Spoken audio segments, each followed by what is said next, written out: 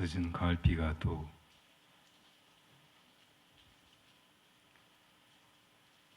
물든 은행잎을 적시고 있습니다. 며칠 전에 이 도량에 사자가 받치고 있는 석등이 생겼는데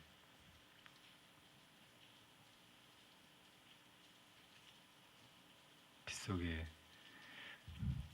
미연하게 서 있습니다. 우리 랑지보살님 그 부은 되시는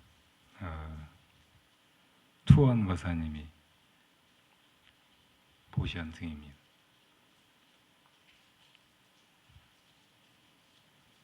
사자가 무거운 돌을 받치고 있느라고 힘들겠죠.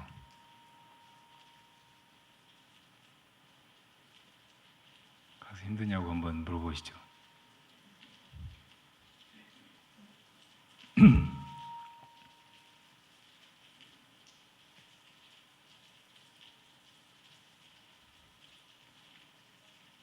여러분 세상 사는 거 힘드세요?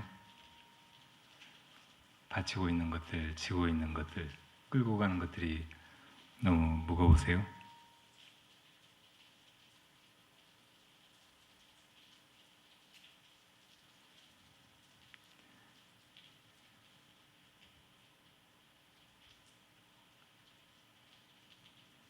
그런 생각이 들 때마다 과연 이것들을 무엇이 받치고 있고 짐지고 있고 끌고 가는가 한번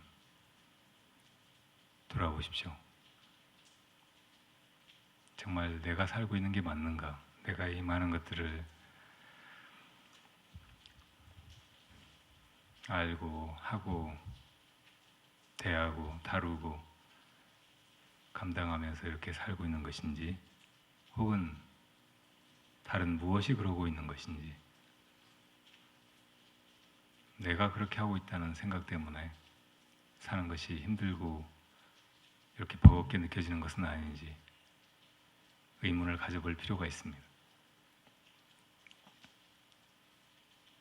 부처님의 가르침이 우리를 이 생과 사의 괴로움에서 건지기 위한 것이라고 한다면 그 가르침의 내용은 곧 이 생사가 정말 있는 것이 아니라는 것을 통찰하도록 하는 것에 있습니다.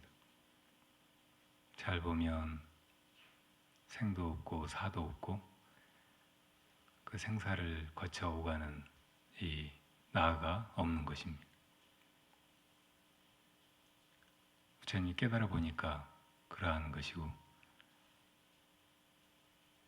또 그 눈으로 비춰보니까 일체 중생도 똑같이 그러한데, 다만 착각, 무명 때문에 중생들이 아닌 줄 알고 이 고생들을 하면서 힘겨운 삶의 길을 가고, 또 불안과 감당하기 어려운 고통 속에서 죽어가고, 그렇게 끝없는 생사윤회가 이어지고 있음을 보시고 중생들을 가엾게 여기셔서 건지시려고 이 존재계를, 그리고 나 자신을 바로 보라고 하신 것입니다. 세상사가 아주 복잡하고 세상에 정말 많은 문제와 고통과 갈등이 있는 것 같지만 이것을 푸는 열쇠는 단 하나입니다. 누구든지 다 자기 안에서 자기가 자기라고 생각했던 그것이 착각에 불과하다는 것을 돌이켜 살피는 것을 통해서만 우리 안팎의 모든 문제가 다 사라지는 것입니다. 다만 이것인데 부처님이 중생이 다 다르고 또 기회가 달라서 이렇게 저렇게 살아신 것들이 팔만대장경이고,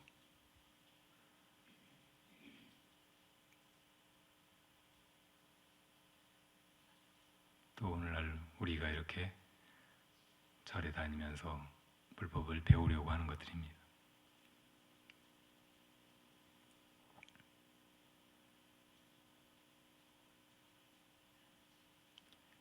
다 함께 행복해지는 길, 바라승아제. 이것도 역시 이렇게 저마다 나 없음을 깨닫는 그 길로 가서 근원의 참 진리를 깨닫는 것입니다. 우리 모두가 너나 없이 하나이고 같은 근원에서 이렇게 저마다 다른 차별상을 가지고 이렇게 살아가는 것이고 이렇게 만나고 헤어지고 하는 것이고 그 가운데서 온갖 고통을 겪고 갈등을 일으키고 해온 것이라는 것을 깨닫는 것입니다. 그래서 마침내는 내가 죽어 없어진 그 자리에서 자타가 다 사라지고 안팎이 다 사라지고 모든 것이 하나인 그대로 또다시 눈을 뜨고 보면 이 모든 것이 다 그대로 원래 그러한 것처럼 그대로 부처님의 모습이고 마음의 현현이고 이것이 그대로 진리, 법이기 때문에 이것을 깨닫는 것뿐입니다. 이렇게 다 함께 괴로움이 다한 열반의 세계로 가자는 바라승아제도 결국은 내가 죽었다가 다시 살아나는 일, 생사윤회하는 것이 아니라 정말 크게 이 생사의 머나먼 길고 긴 그 윤회를 다 끝내고 거기서 벗어나는 일, 그리고 거기서 그치는 것이 아니라 그로부터 바야흐로 모든 것과 나가 다르지 않다는 것을 알고 아직 꿈 깨지 못한 사람들을 이끌어 함께 데리고 가는 일, 깨워내는 일뿐인 것입니다.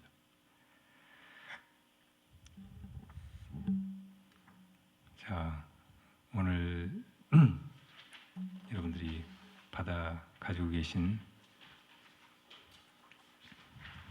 바라승아제 50일 나에 관한 그릇된 인식과 집착이 무명임을 아는가 함께 읽어보겠습니다. 나는 없었다. 태어난 일도 살아온 일도 없었다. 내가 있다는 것 공연한 망상이요 착각이었다. 제멋대로 끌어모은 티끌이요 끌어다 붙인 화명이었다. 한마디 말이나 일거수일투족에 필요한 한 번의 호흡조차 내가 자아낸 것이 아니요 그저 밖에서 들어왔다 밖으로 나간 한 줄기 바람이었다. 내가 나 되어 산다는 일은 슬프고 괴로웠다. 천근만근이었다. 불편하고 번다하고 모양 빠지는 일이었다. 목마르고 아득했으며 수도 없이 굽실대고 구걸해야 했다. 얻어터지고 만시창이로 나뒹굴어야 했다. 생각해보면 무작정 살아야 한다고 가르친 저 허다한 타인들은 정말 한심한 선생들이었다. 자기들도 모르는 것을 무슨 이유와 자격으로 나에게 강요하려 들었을까? 자기들도 모르는 곳으로 왜 나를 데려가겠다고 그런 호들갑을 떨었을까? 마침내 나의 부재로 모든 것이 명쾌해졌다. 답도 해결도 필요 없었다. 결움과 다툼, 온갖 시비와 부조리가 잠에서 깨면서 끝나버린 악몽처럼 종료했다. 그 많던 고뇌와 부질없는 갈망, 쓸모도 없는 걱정과 불안, 허튼 획책과 안절부절 이루려 들던 온갖 바람들이 싱거운 일소로 끝나버렸으며 나라는 망상과 더불어 질병처럼 달라붙어 있던 온갖 갈래갈래의 모진 수모가 깨끗이 멈춘 것이다. 내가 나의 길을 포기한 그 자리에 사형장의 울음 같은 건 없었다. 반대로 모든 것들이 오케스트라보다 장엄한 침묵으로 환호했다. 나에게 정말 필요했던 것이 오직 꿈에서 깨어나는 것 단 한 가지였다니. 이제 모든 것이 고요하고 당연하다. 세상도 비로소 본래의 저기를 되찾은 느낌이다. 햇살은 저렇듯 눈부시게 나목들의 가지마다를 어루만지고 가끔은 바람이 솔잎 사이를 지나며 강량만 있는 단음의 멜로디를 읊조린다. 늦은 가을빛 잦아든 골짜기 물소리도 멀어졌는데 작은 새 한 마리 날아와 창가에서 운다. 혹 이렇지 않은들 무엇이 대수란 말인가? 이 기쁨을 나눌 길 없고 더불어 나눌 사람조차 없다. 그러나 이것이 단절이나 고립은 결코 아니다. 차라리 뜨거운 공존의 느낌이다. 맑은 정신이 들어 방문을 나선다. 뜻없이 발길 닿는 대로 거니는 오솔길 한 걸음 한 걸음이 무수한 당신에게 의미 있게 이어진다. 비로소 다 사랑할 수 있을 듯하다. 모두가 사랑이다.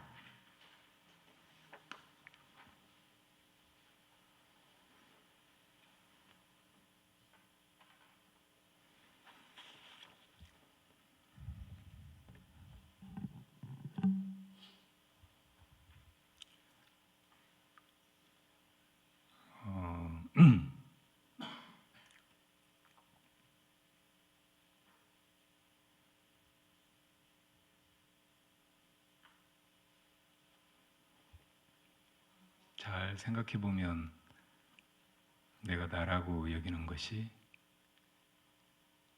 나가 아닌 줄은 아시겠죠?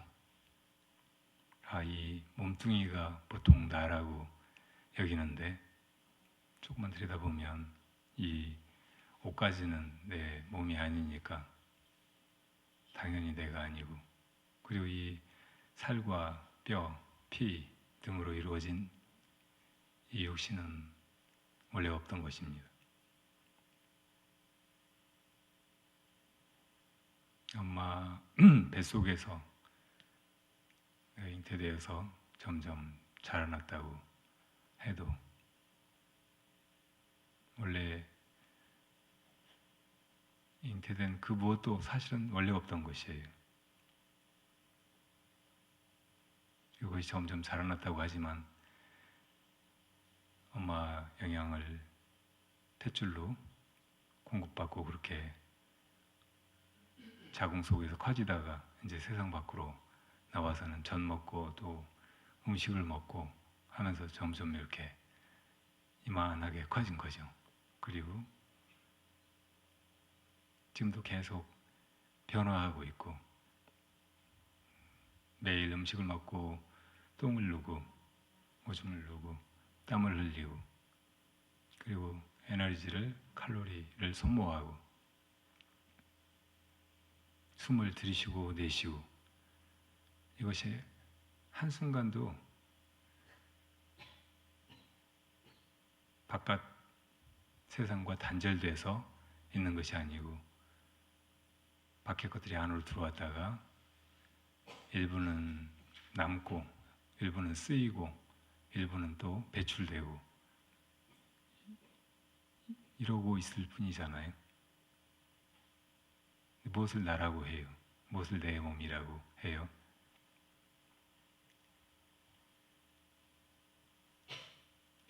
그러니까 내가 엄마 뱃속에서 생겨난 적도 없고 지금 이렇게 살아있지도 않고 또 나중에 죽으면 이것이 흩어질까 하지만 뭐가 흩어져요? 계속 변해가던 그것이 또 다르게 변한다고 해서 무엇이 없어졌다고 할 수 있나요?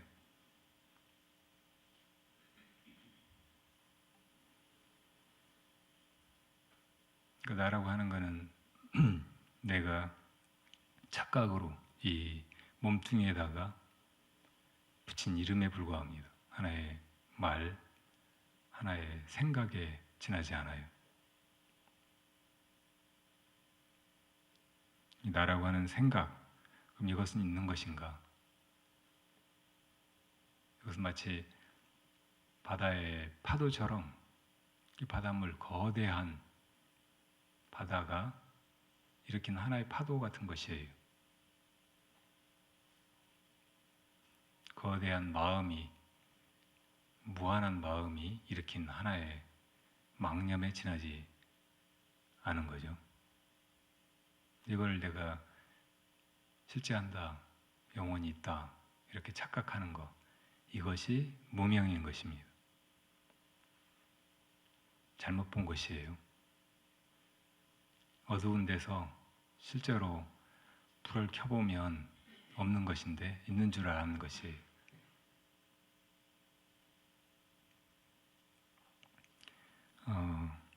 방금 읽어본 내용은 대충 이해가 가시죠? 공감이 가시고 조금 여러분들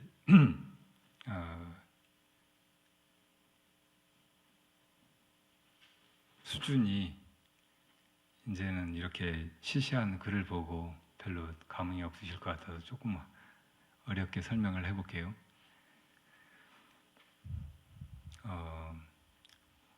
부처님이 등가경이나 해심일경 같은 경에서 이 존재계를 다 마음에서 나오는 것이라는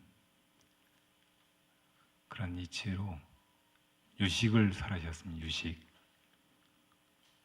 이 모든 것이 우리 안팎에 있는 일체가 오직 식일 뿐이다, 이런 말씀이에요.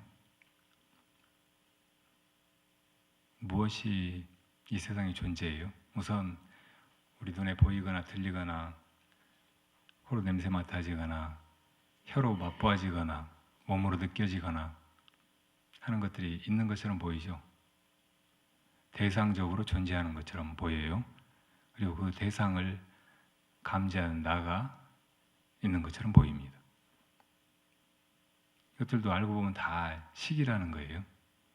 지난번에 말씀드렸듯이 요즘에 양자 물리학이 존재의 근원을 다 규명해 가고 있는데 저렇게 우리 눈에 보이는 것이 있는 것 같지만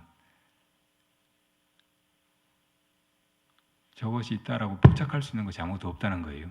우리가 그렇게 볼 때 있는 것처럼 드러나 보일 뿐이라는 거예요. 꿈하고 똑같다는 거죠. 꿈속에 저 탑이랑 석등이랑 은행나무를 본다 하면 이게 다 실제로 있는 것이 아니잖아요. 보이는 그대로가 존재가 아니에요. 마음으로 지어낸 하나의 모습에 불과하죠. 마음이 지어낸 상이에요. 근데 그것을 꿈속의 그 흐릿한 정신 속에서, 그 무명 속에서 저기 은행나무가 있구나, 석등이 있구나 이렇게 착각하는 거예요. 소리도 마찬가지고 냄새나 맛이나 느낌 이것들이 다 마찬가지라는 거예요. 이 5가지를 전오식이라고 해요. 일식은 안식,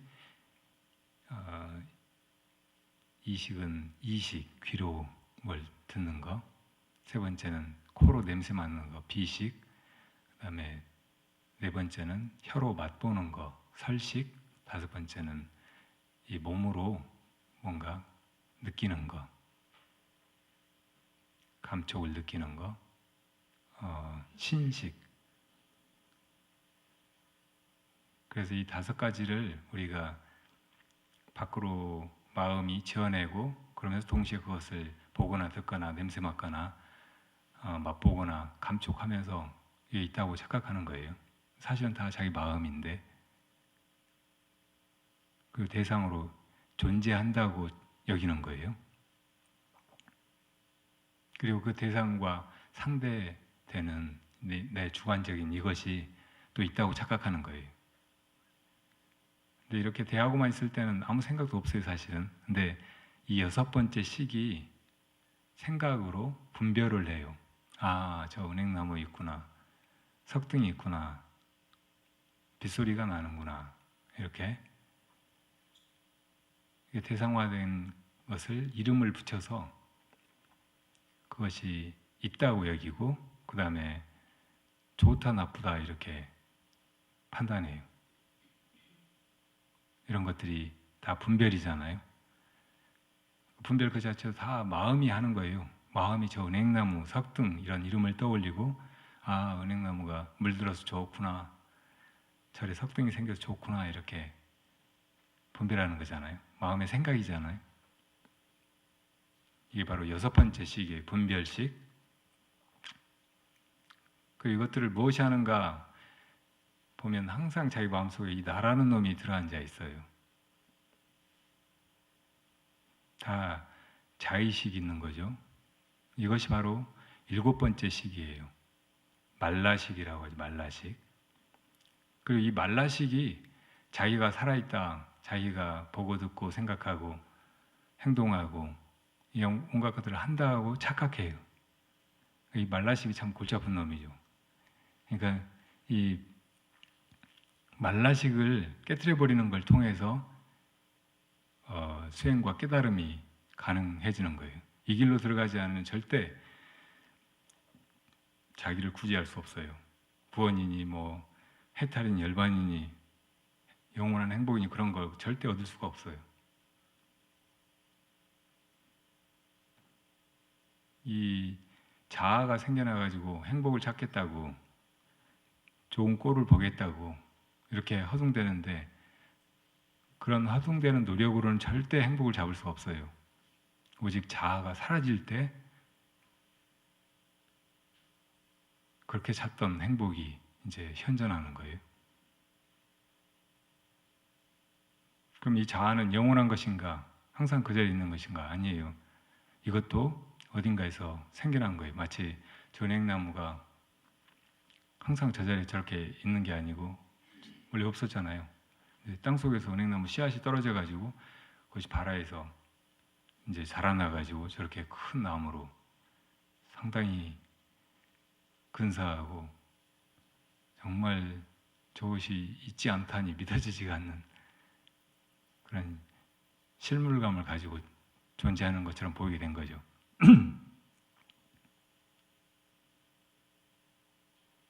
그래서 이 자의식, 우리의 이 말라식도 다 땅속에 뿌리를 내리고 있어요.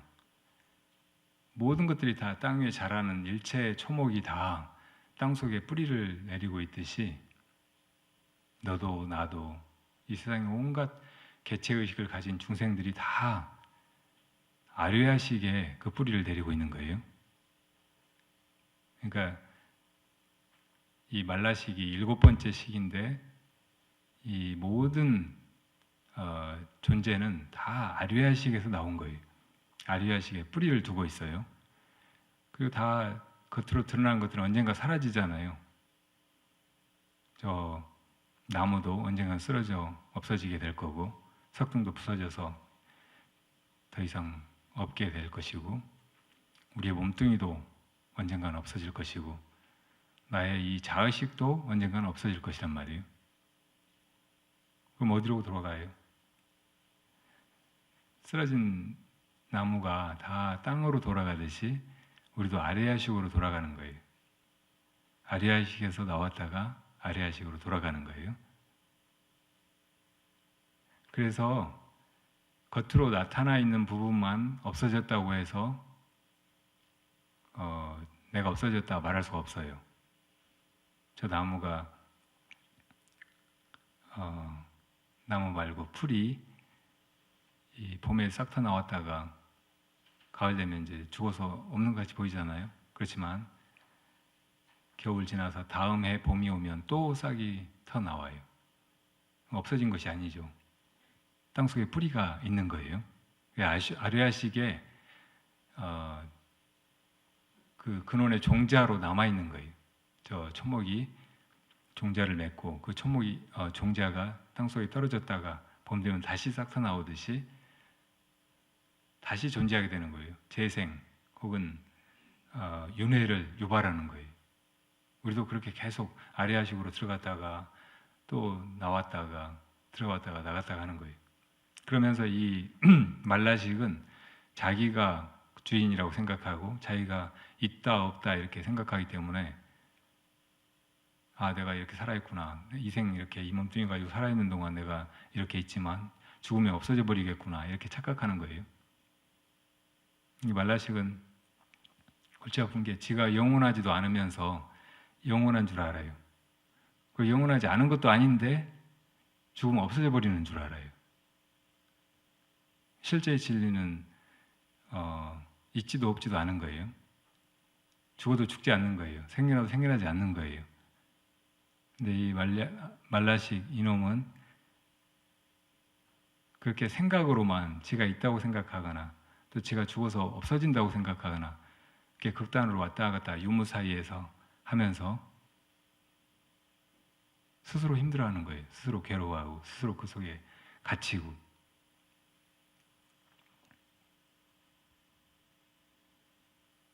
그래서 나가 없는 상태로 돌아가야 한다고 했는데, 나가 없음을 깨달아야 한다고 했는데, 그것이 아류아식 속에 들어있는 그 무명의 종자, 이것까지 사라져버리지 않으면 안 되는 거예요. 풀을 그냥 겉으로만 시들었다고 이제 죽었구나 한다든지, 베어서 없애버리고 이제 사라졌구나 한다든지 하면 다음에 봄에 또 속잖아요. 이 아류아식 속에서 그 근원을, 뿌리를 제거해야 된단 말이에요.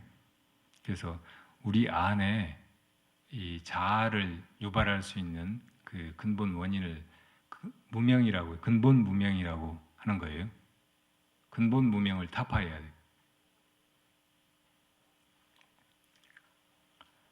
그 근본 무명이 본래 존재하지 않는다는 것을 아는 순간, 이 자아가, 그리고 개체성을 가진 이 모든 일체의 것들이 다 사실은 실제하지 않는다는 것을 알게 돼요. 오직 인연 따라서 내 마음에서 나왔다 사라지는 것일 뿐이라는 걸 알게 되는 거예요. 그러면 이 아뢰아식은 항상 있는 것인가? 아뢰아식의 본체는 항상 그대로 있어요. 그런데 그 안에 있는 온갖 번뇌의 종자들은 있다 없어졌다 하는 거예요. 밖으로 드러났다 또 없어졌다. 근본 무명도 사실은 있는 것이 아니에요. 근데 우리가 착각이 생기면서 있다고 여기게 된 거죠. 그 근본 무명을 조금 더 자세히 이야기하자면, 나가 있다는 착각이에요. 쉽게 이야기하면 이걸 아치라고 해요. 나에 관해서 이 모든 것들과 분리된 근본의 마음, 아리아식의 그 본래 바탕, 여기서 분리된 나가 실제하는 것이 아닌데 있다고 어느 순간에 착각하게 되는 거예요. 후련히 이 근본 무명이라고. 그러면 이 아치에서 아주 자연스럽게 즉시 집, 많이 생겨요. 이 자아가 한번 생겨나면 쉽게 없어지지 않아요. 계속 자기를 집착하고 좀처럼 그 자아를 떠나지 못하고 열지 못하고 하는 지속되는 힘이 생긴다고. 이게 아집이에요. 그리고 이 자아가 정말 작고 보잘것없는 것임에도 불구하고 다 누구든지 그 자아를 사랑하는 마음이 동시에 생겨요. 그래서 다 이기적으로 생각하고 말하고 행동하고 그렇게 살고 안 죽으려고 하고 또 살고 싶어 하고, 그게 애예요. 그리고 이 자아가 한번 생겨나면 내가 생겨난 순간 다 다른 것들은 나가 아니게 되잖아요. 나가 아닌 것들하고 나를 비교하는 거예요. 나가 생겨난 순간 수많은 또 타자가 생겨나는데 그 타자들하고 자기를 비교하는 것이 암아니에요. 비교하면서 어떤 때는 내가 저 사람보다 낫구나 하면서 좋아하고, 어떤 때는 저 사람보다 못하구나 하고 침울해하고, 이렇게 마음에 계속 울다 웃다가 그렇게 사는 거예요.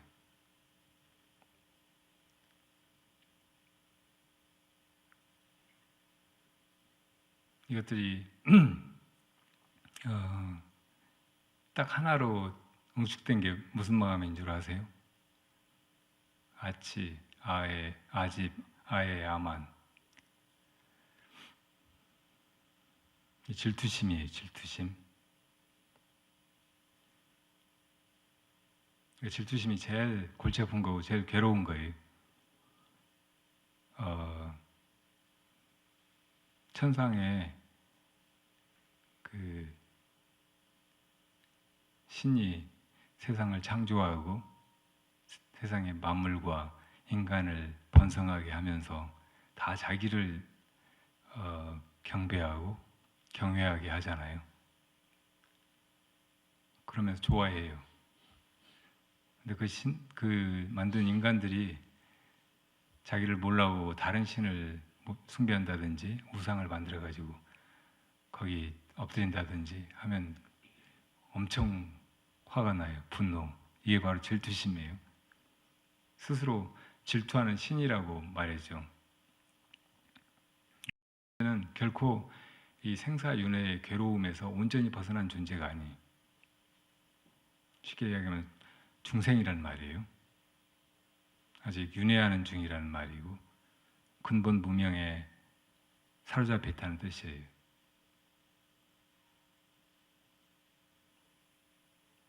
우리가 살면서 온갖 가지 괴로움을 겪게 되는데 그럴 때마다 이 괴로움에서 벗어나는 길은 오직 이 나가 사라지는 길, 나가 없음을 바로 보는 길이라는 것을 얼른 알아야 돼요. 우리가 불제자라면 그 부처님의 가르침을 들은 사람이라면 그 부처님의 가르침을 진리를 내 이 잘못된 착각 여기 적용해서 얼른 나를 벗어나려고 해야 돼. 그렇게 해보세요. 그러면 즉시 이 세상에서 내가 문제 삼았던 거, 또 내가 나를 괴롭힌다고 했던 것들이 다 아무 문제가 없이 그냥 그거 있는 그대로도 내가 마음이 편안해지는 걸 알 수가 있어요.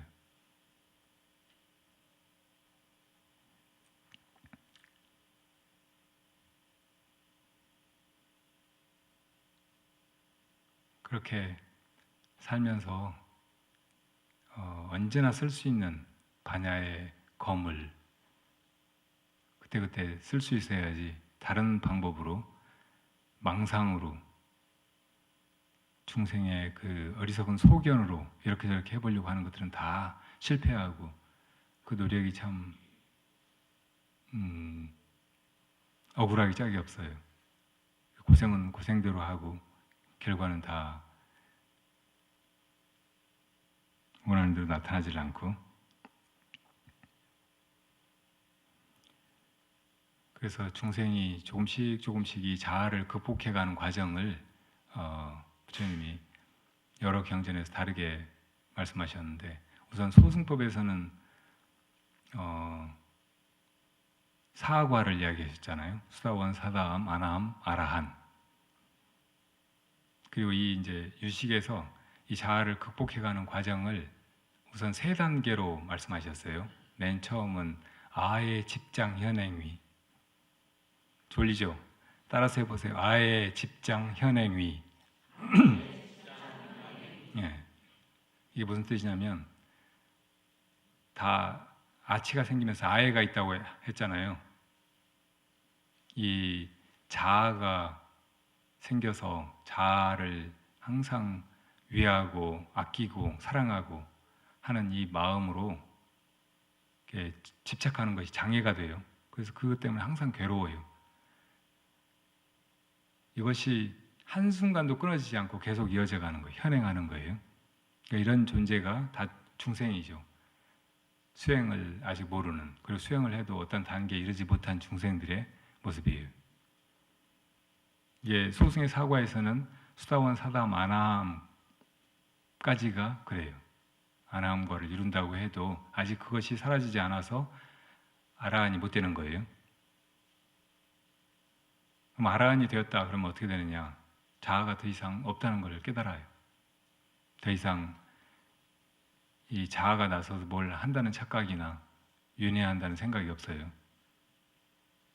이 마음이 이제 온전한 정멸에 이른 거예요. 그 보살 대승경전에서는 보살지를 이야기하셨잖아요. 보살지는 뭐가 있나요? 보살 초지, 환희지, 두 번째 이구지, 세 번째 발광지, 네 번째 염해지, 다섯 번째 난승지, 여섯 번째 현전지, 일곱 번째 원행지, 여덟 번째 부동지, 아홉 번째 선해지, 열 번째 법운지, 그리고 이제 부처님이죠. 등각 묘각이 있는데 등각은 금강심 보살이라고도 해요. 금강심. 그리고 이제 마지막이 불과 부처님의 지위예요. 이런 차례로 이렇게 수행이 이루어져 가고 성부를 향해서 나아가는데, 부처님은 완전히 이 아의 집장에서 벗어난 분이죠. 근데 이 아의 집장을 꼭 부처님이 되어야 벗어나는 게 아니라 보살지에서는 제8 부동지에서부터 벗어나요. 그 전에 보살지에 이르렀다고 해도 아직 여기서 벗어난 것은 아니에요. 그리고 이 아의 집장 현행에서 벗어난 다음에 또 벗어나야 될 것이 상속업과위예요. 상속업과위 해보세요. 선악업과위. 예. 우리가 나아가 있으면 뭔가 하게 되잖아요. 짓는 것이 있어요. 업이 있단 말이에요. 그 업은 다 선하거나 악하거나 한 것들이죠. 그리고 이제 선하지도 악하지도 않은 무기의 업도 있어요. 근데 우리가 지은 것들은 다 저 나무가 자라서 결국에는 열매를 맺듯이 결과를 향해서 나아가요. 그리고 그 결과가 다 우리에게 돌아온다고. 결국은 다 자기 마음 땅으로 돌아와요. 세상에도 영향을 미치지만 자기가 그것을 감수해야 해요. 근데 점점 이제 내가 있다, 그리고 내가 이것저것 한다 하는 착각에서 벗어나서, 다시 말하면 아의 집장에서 벗어나서 거기서 초연하게 되었다고 해도 그 다음에 이 선악의 업이 완전히 사라진 것이 아니에요. 그래서 그 업의 결과는 받을 수밖에 없어요. 그런 존재가 이 아나함 이하의 소승의 수행자들, 그리고 아까 보살지에서 부동지 이하, 그러니까 제7 원행지까지의 보살들이 감수해야 되는 것들이에요.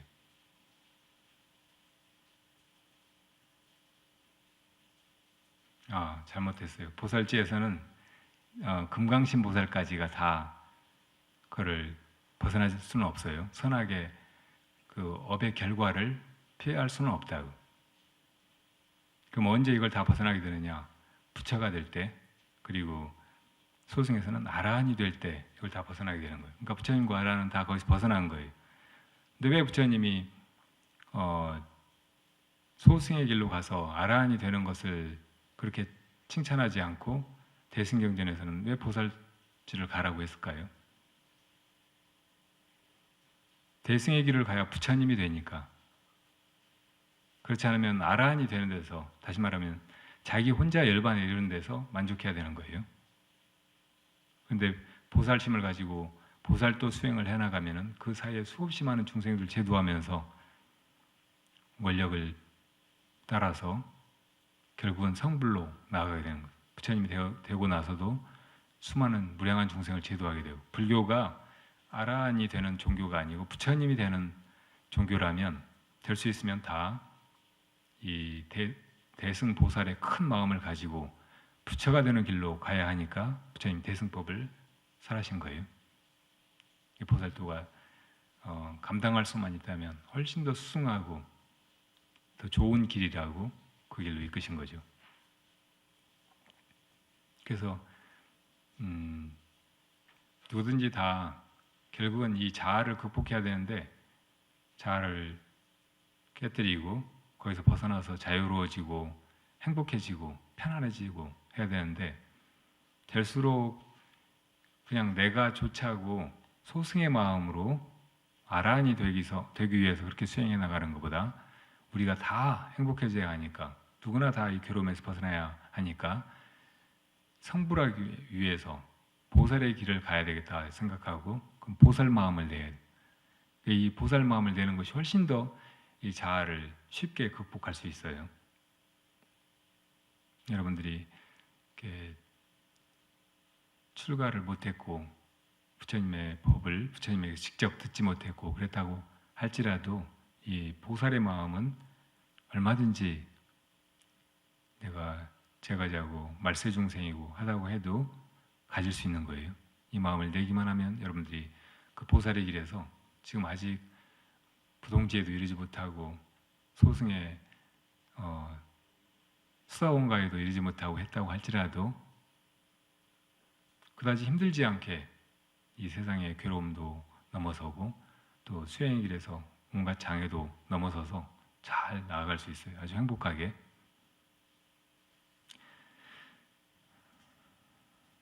자, 이것이 유일한 행복의 길이고 우리가 참으로 바람하지 않는 그런 길인데 실제로 나아가는 거 이것은 쉽지 않아요.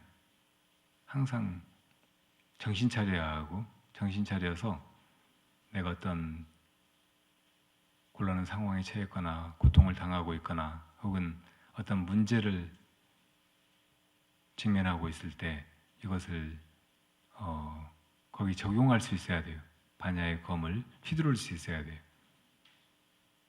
그렇지 못하면 이걸 들었던 것이 그냥 머릿속에 지식에 불과해요. 지금 이렇게 길게 조금 어렵게 오늘 내용을 설명하는 것이 원령보살님이 긴 질문을 또 하셨는데 여기에 대한 답이 될까 싶어서 하는 거예요. 이 원령보살님 질문 한번 읽어볼까요? 스님, 부처님께서는 열반 직전까지 제자들에게 질문하라고 하셨죠. 부처님 열반에서 쉴 때까지 제자들이 묻는 것에 대해서 다 아주 자상하게 이렇게 가르쳐 주셨고 마지막 부처님을 만나러 온 제자를 이제 부처님이 곧 열반에 드실 거니까 너무 또 힘드실 테니까 방해하지 말라고 아난존자가 막는데도 들어와서 물으라고 하셨잖아요. 이렇게 묻는 마음, 의심을 가지는 것 이것이 제자의 태도이고 구도자의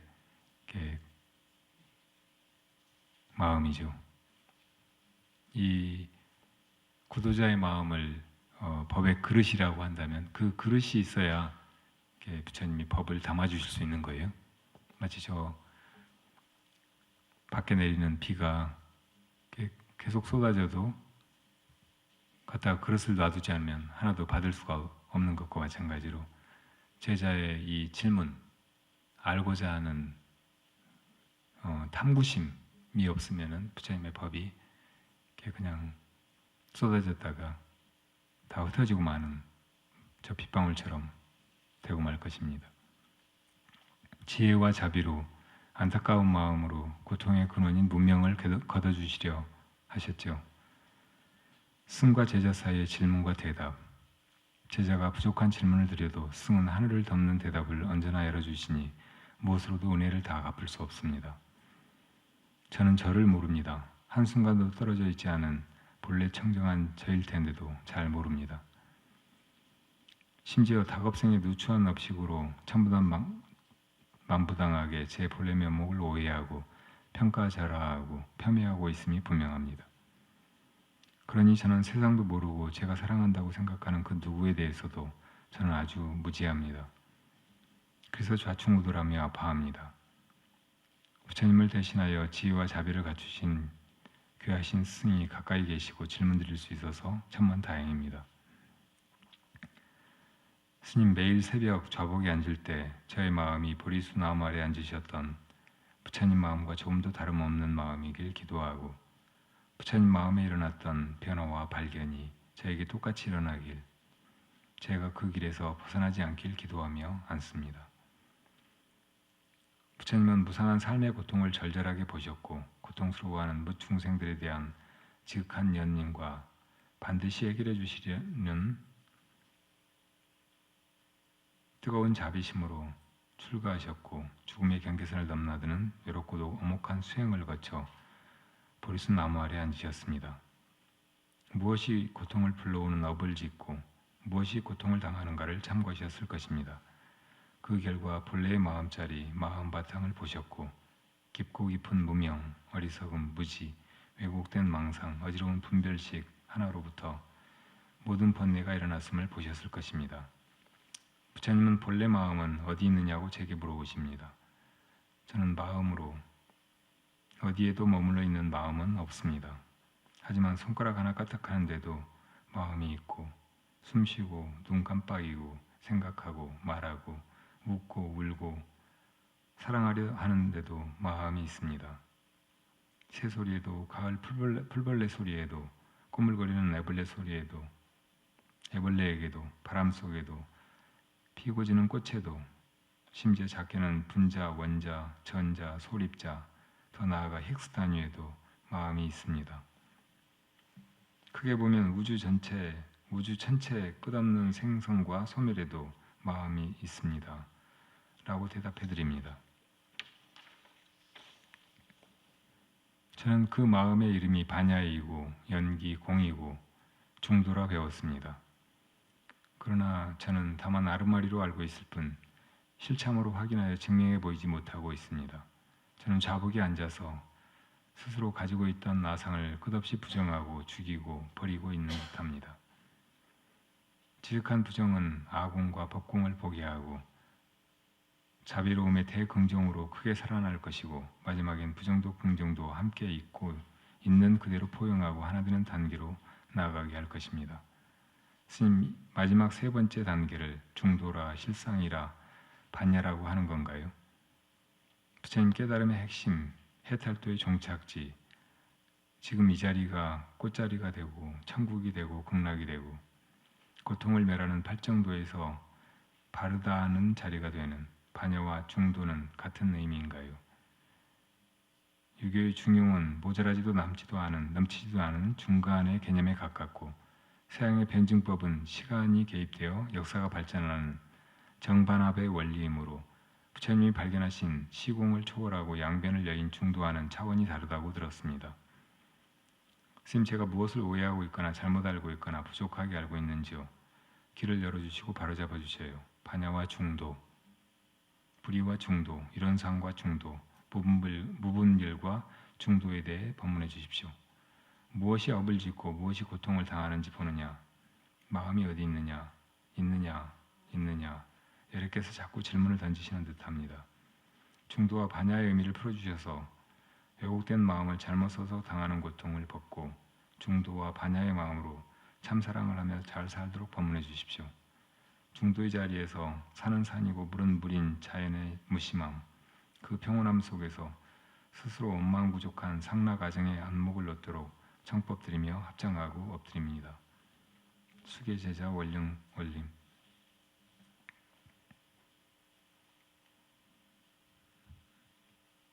부살님 질문은 다 법문 같네. 다 맞아요.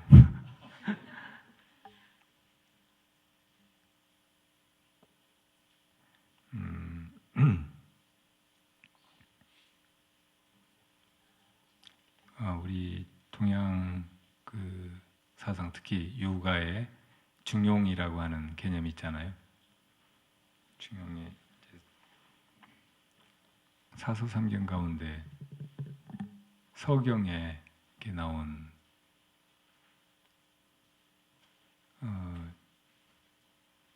가르침이고, 논어맹자 중용대학 이 사서 가운데 중용에서 특히 잘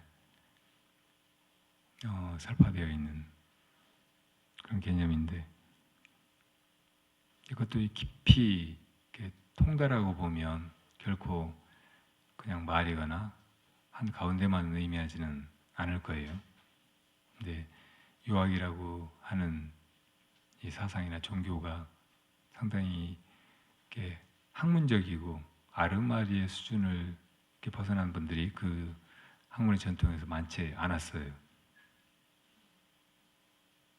그러니까 아주 이 현실을, 우리 인생을 어떻게 잘 살아가고 이 세계를 조화롭고 이상적인 그리고 모든 사람들이 그 안에서 행복하게 살 수 있는 세계를 만들 것인가가 이 공자님의, 맹자님의 가르침이었을 테지만 그것이 역사 속에서 별로 실현된 적이 잘 없어요. 한 왕조를 지배하는 통치 대울로기로서 작동하고 세상을 그런 식으로 돌아가게 하기는 했지만 그 속에서 정말 사람들이 다 공자님이 부르짖은 대로 그렇게 살았는가, 그런 세상이 이루어졌는가 이렇게 묻는다면 긍정하기가 힘들죠. 그래서 요즘에는 대단히 낙후되고 봉건적인 그런 사상이라고 그렇게 폄하되기도 하잖아요. 부처님의 이 중도는 그에 반해서 훨씬 더 실천적이에요. 이게 그냥 말로 하니까 중도지, 이 중도라고 하는 말조차도 거의 갇히면은 오히려 중도를 제대로 드러낸다고 할 수가 없어요. 부처님의 가르침은 다 열반을 향한 길, 열반에 이르는 방법 같은 것이지, 이거 진리니까 이것만 알면 된다, 이걸 외우고 그렇게 살아가면 된다, 이렇게 하신 것이 하나도 없어요. 이걸 깨달아야 된다고. 중도가 뭐예요? 그냥 가운데를 의미하는 것이 아니라면 뭐예요?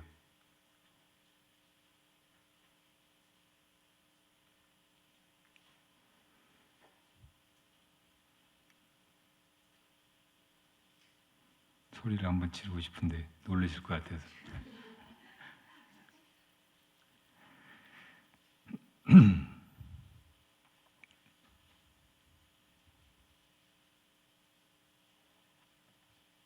불도는 중도인데 그게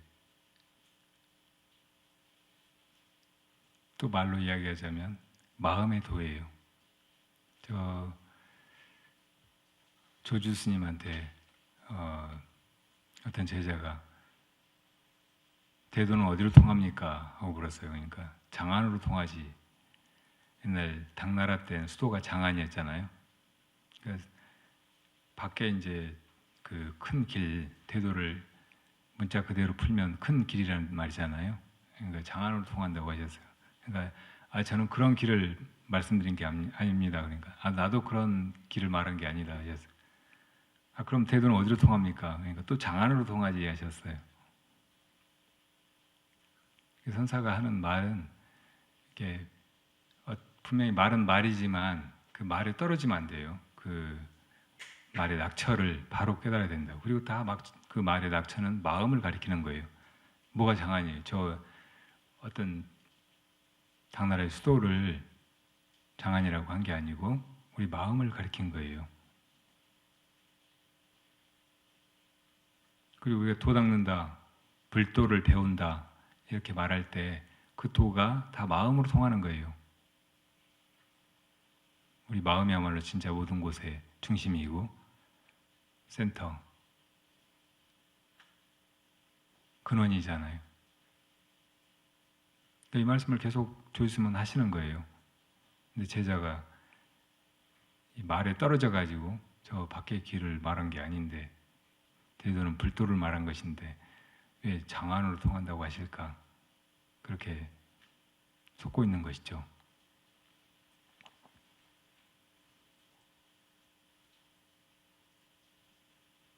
그 중도는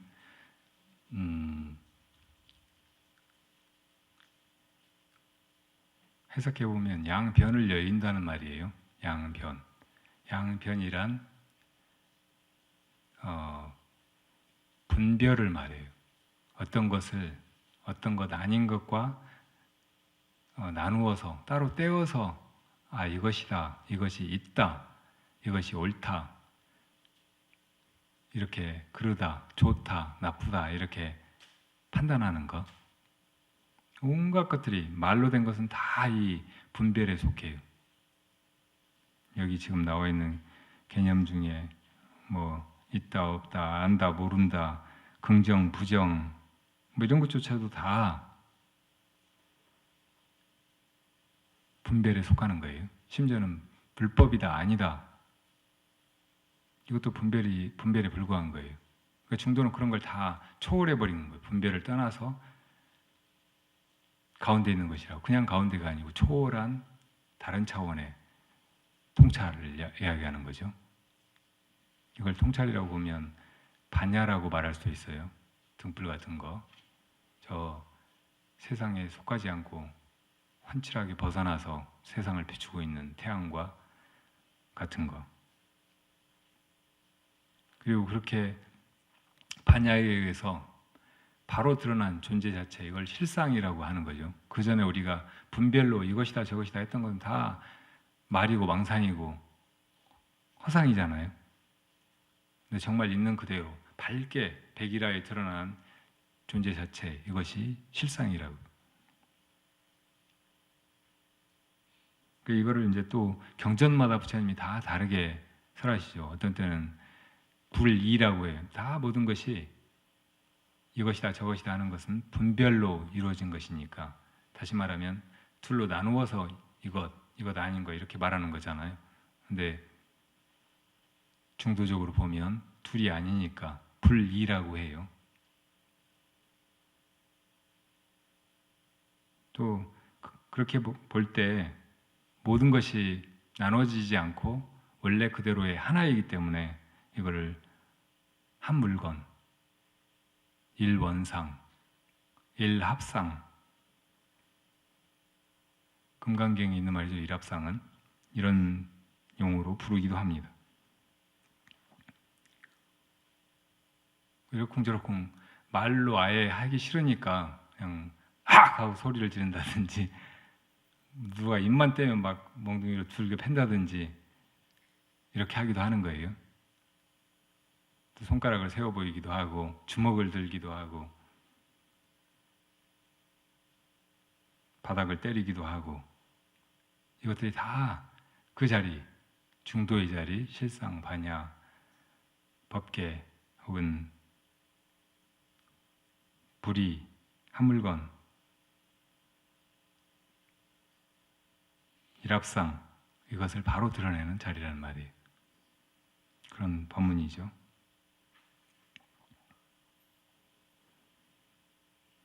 그러니까 여기에는 사실은 들고 나는 것도 없어요. 알고 모르고도 없고 다 거기 있다고.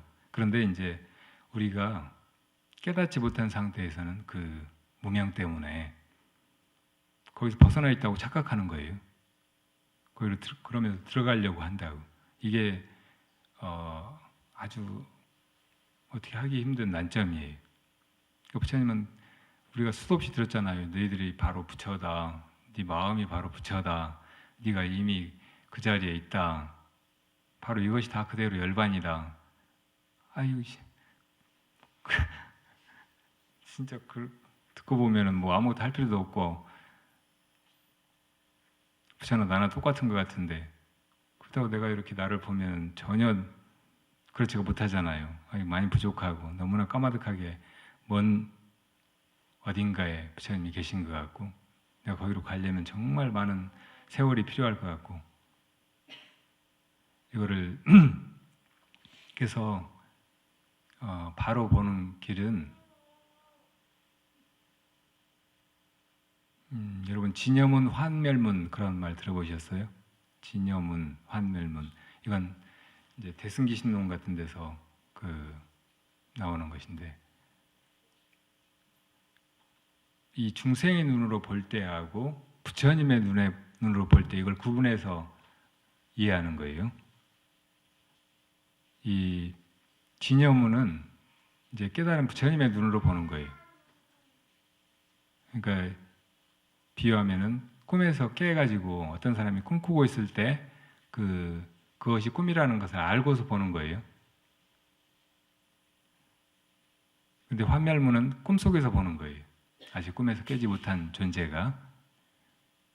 그러니까 진여문에서 보면 부처님이 보기에는 누가 이렇게 막 꿈꾸고 꿈속에서 막 배고파서 밥 달라고 구걸을 하고 다닌다면, 야, 그거 다 꿈이야. 꿈에서 깨버리면 돼. 이렇게 말씀하실 거 아니에요. 배고픈 거 아니잖아요. 고통이 아니라고. 그것도 다 마음이잖아요. 근데 이 중생의 꿈꾸는 그 시각으로만 보면 부처님의 그런 말씀이 하나도 납득이 안 가죠. 환멸문에서만 보면은 부처님이 그렇게 하시는 말씀도 부처님이니까 그렇게 말씀하시는 거지. 부처님은 다른 세계 어딘가 있으신 거지.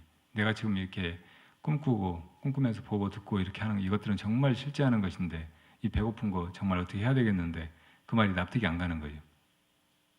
근데 이 중생도 이게 꿈이라고 생각하면 꿈 깬 상태에서 보면 이것이 다 정말 없는 거겠구나 이렇게 이해를 할 수가 있다고. 그래서 부처님의 법문을 부처님의 눈을 가자해서 들어야 돼요. 부처님의 지견을 우리가 빌려서 이 법계를 보고 내 존재를 보고 이 환멸에 속한 것들을 다 통찰해야 된다고. 그렇게 볼 때 이제 거기서 벗어날 수 있게 되는 거예요. 벗어나서 보면 부처님 말씀 맞아요. 근데 그 전에 벗어나지 못한 상태에서 부처님 말씀도 꿈속의 이야기로만 알면 도대체 그 낙처를 도대체 알 수가 없고 이런 말씀이 너무 공허하게 느껴지는 거예요. 그냥 나 배고픈데 밥만 주시면 될 텐데 왜 저렇게 꿈에서 깨라고 하실까? 꿈에서 깬 상태가 도대체 어디 있단 말인가? 이렇게 하게 되는 거죠. 그러니까 우리가 그 깨달음으로 가려면 이 환멸의 세계라는 것을 이 모든 것이 우리가 있다고 생각하는 분별의 세계 일체가 환멸의 세계에 빠져서 내가 잘못 보고 있는 것이라는 걸 먼저 받아들여야 돼. 그리고 부처님의 눈으로 그 진여의 세계에서 부처님이 가르쳐 주신 거 이것을 나도 그 눈으로 보고 통찰해야 된단 말이에요. 그렇게 보면 그렇게 보여요. 부처님의 눈으로 보면. 자, 그렇게 부처님의 눈으로 바로 보는 거 이것은 사실은 시간이 많이 걸리는 게 아니고 꿈에서 깨기 위해서 정말 많은 시간이 걸리는 거 아니잖아요. 한순간에 깨어난다고. 이렇게 그냥 단박에 깨나버리면 되는 거예요. 그래서 그걸 깨달음이라고 해요. 이 깨달음만이 그 길이지 그냥 이 중생의 마음으로 이 꿈속에서 노력을 해서 많은 시간을 통해서 뭔가를 해보려고 하는 것은 다 바르지 않은 길이에요. 정말 중도에 이르는 길도 한순간에 그렇구나 하고 깨달아버리면 되는 거예요. 깨닫고 보면 그 눈으로 보면은 사실은 깨달음이라고 할 것도 없어요. 부처라고 할 것도 따로 있는 것이 아니라고. 다 중생이에요. 부처님은 깨달은 중생일 뿐이에요. 꿈에서 깨어난 중생일 뿐이에요. 그 중생은 아직 꿈에서 깨어나지 못한 부처예요. 이게 둘이 아니잖아요. 부처와 중생이. 또 이 꿈속의 세계도 알고 보면 다 마음으로 하는 것이 아니라 이대로 다 마음이잖아요. 꿈속에서 보는 것들이 다. 꿈속에 이것들을 떠나가지고 마음이 어디 따로 있는 게 아니라고. 이렇게 지혜로운 사람, 조금만 지혜가 있는 사람은 사실은 모든 중생은 이 깨달음, 단박에 이 환멸의 문에서 뛰어나는, 벗어나는 그런 길로 가야 돼요. 깨달아 버려야 돼요. 내가 못 깨달았다고 생각하지 마세요. 이게 정말 큰 장애가 된다고. 내가 중생이라고 생각하지 마요. 아상, 인상, 중생상, 수자상 이것이 다 상에 불과하잖아요. 여기 사로잡혀 있으면 벗어나기가 너무 힘들어요. 이것 자체가 다 공하다는 걸 반야로 단박에 꿰뚫어 버려야지. 내가 중생이라고 먼저 전제하고 부처가 되려고 하면 이것 정말 아승직업을 닦아도 언제 될지 모르는 일이라고. 근데 이 착각만 깨뜨려 버리면 내가 중생이라고 그렇게 생각할 뿐이었구나 하고 그냥 돌아볼 수만 있으면은 그 순간에 그냥 중생상이 사라져 버리는 거. 이게 그 사람이 깨달은 거예요. 그 사람이 부처가 된 것이라고.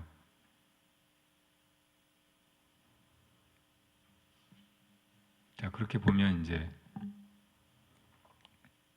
모든 것이 다 마음이고 중도이고 부처이고 진리이고 아닌 것이 아무것도 없어요.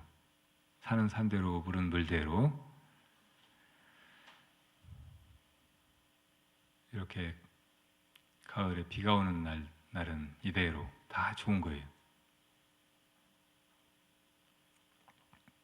12분별만 떠나면은 내가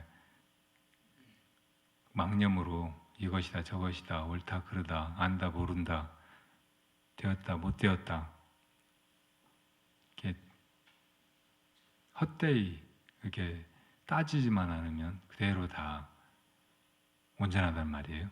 그대로 다 옳다는 말이에요. 이 원령보살님은 이렇게 저한테 개인적으로 와서 좀 맞도록 하세요.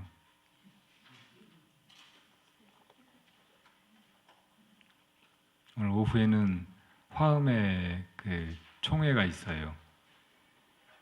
지금까지 화음회가 구성돼서 효안보살님 회장 체제로 2년 동안 꾸려져 왔는데 지금 2년이 지나서 그 회칙에 따라 다음 회장단을 구성해야 돼요. 그래서 오늘 중요한 회의가 있으니까 좋은 마음으로 이렇게 동참해서 또 함께 잘 나아갈 수 있기를 바랍니다. 얼마 전에 제가 좀 서운하기도 하고 억울하기도 하고 기분 나쁘기도 하고 화나기도 한 얘기를 하나 들었어요. 이러면 안 되겠죠. 이건 제 아상이 있어서 그런 거고 그럴 것도 아니지만 제가 그 금강선방 법화도량 법화선사 저를 너무 여러 개 가지고 있고 너무 욕심이 많다는 얘기를 들었다고 어떤 분이 전해주시더라고요. 그래서 저 욕심 많아요. 뭐 어떻다고요? 제 욕심은 이 세상이 다 법화도량이 법화림이 화엄회가 되었으면 좋겠다는 거예요. 그건 또 부처님의 마음이기도 했어요. 부처님의 원.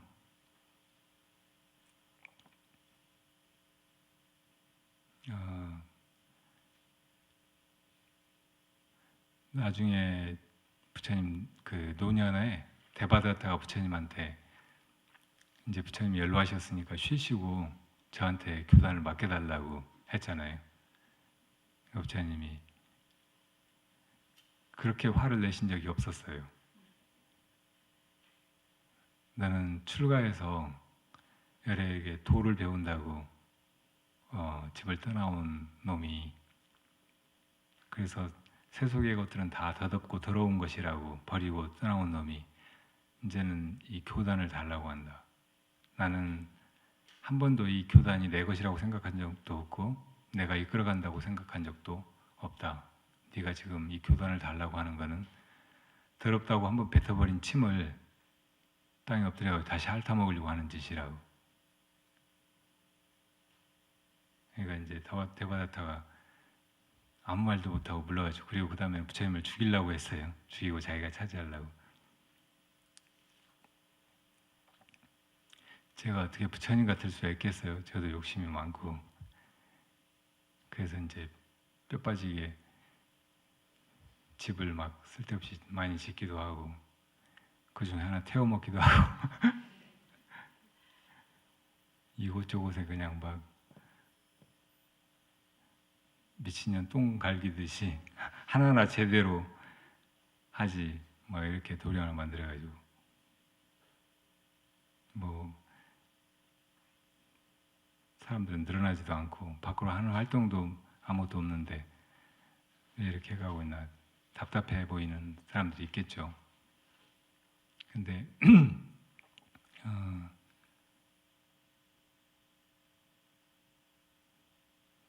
제가 아주 전부터 이렇게 세상에서 뭔가 하고 일을 처리하고 하는 것을 그냥 인연 따라 해오게 됐어요. 굳이 막 뭘 어떻게 하려고 하거나 계획을 세우고 꼭 어떤 방향으로 해가려고 하지를 잘 않았어요. 그리고 누가 이러자고 하면 그냥 특별하게 나쁜 거 아니면 그렇게 하고 따라서 하고 그러자고 하고 이렇게 해왔죠. 그러다 보니까 막 이렇게 여기저기 도량이 생기게 되고 그 고생을 하게 되지 않았나 싶어요. 그리고 이제 제가 너무 힘드니까 이제 자꾸 화음에 맡겨놓고 저는 빠져나가려고 생각하고 있어요. 내년부터는 봉화나 여기 음성에 금강선방에 이렇게 가서 법회하는 것 정도, 그리고 사람들 이렇게 수행하는 것 보는 정도만 하고 제가 그냥 혼자 없는 듯이 지낼까 싶어요. 그렇게 이제 해나갈 건데,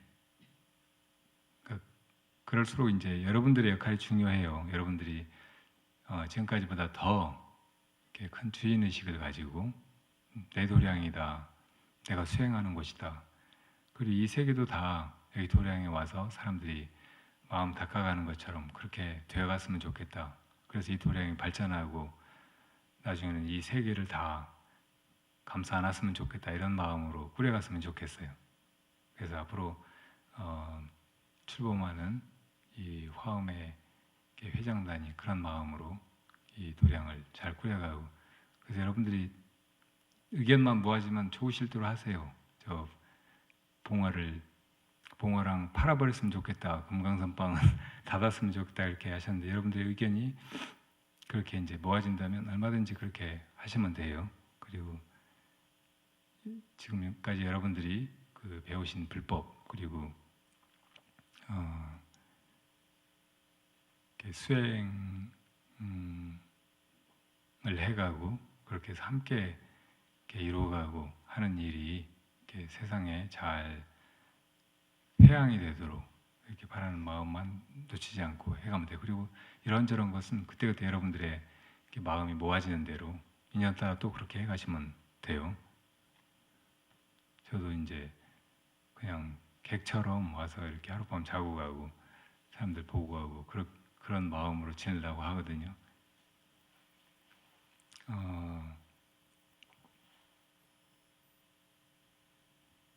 그리고 제가 그 강원도에서 혼자 이렇게 있어 보니까 그동안 제가 너무 정신없이 살았구나, 그리고 고달프게 살았구나, 이런 생각이 많이 들어요.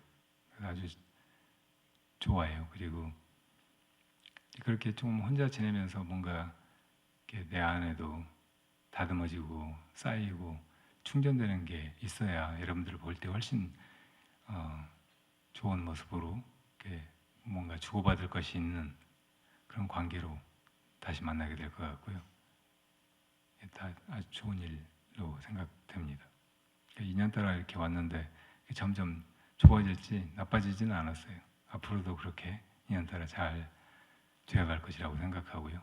여러분들이 이 세상에도 좋은 절도 많고 좋은 스승도 많고, 저 같은 엉터리 중보다 훨씬 좋은 선지식들이 많지만 그래도 왜 이 절에 왔겠어요? 2년 따라 오셨을 테고, 그리고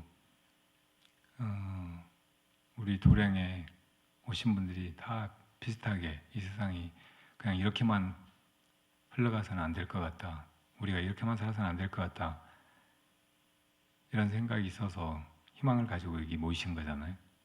그러니까 그런 마음으로 불법을 정말 제대로 잘 배우고 닦아가면서 이렇게 도량을 읽어가고 또 세상을 바꿔가고, 그렇게 하기 위해서 나 자신의 삶과 내 업과 이 자의식을 잘 돌아봤으면 좋겠어요. 그게 이제 그냥 이 세상에서 저 세상 사는 사람대로 사는 거는, 여기 그래서 나온 대로 자기들도 어떻게 살아야 될지 모르면서 그런 한심한 사람들이 이래야 된다 저래야 된다 하고 막 이렇게 끌고 가던 그 흐름에 휩쓸리는 일일 뿐이에요. 사람들 다 그렇게 살고 있잖아요. 그렇게 살다가 다 뭐 개가 죽는 것처럼 파리가 죽는 것처럼 그렇게 죽잖아요. 여러분들은 그게 정말 잘 사는 길이 아니고 그 부처님 가르침대로 살아보려고 여기 왔으니까 그 주위에 또 뜻이 같은 좋은 도반들이 많이 계시니까 서로 깊이 믿고 의지하고 서로 따르고 존중하고 하면서 그렇게 나아가시면 될 것입니다. 저도 항상 이렇게 기쁜 마음으로 이렇게 처음처럼 그렇게 동참하도록 할게요. 자, 시간이 많이 지났으니까 공양 잘 하시고 오후에는 이렇게 질의응답 대신 화음의 총회를 하도록 하겠습니다.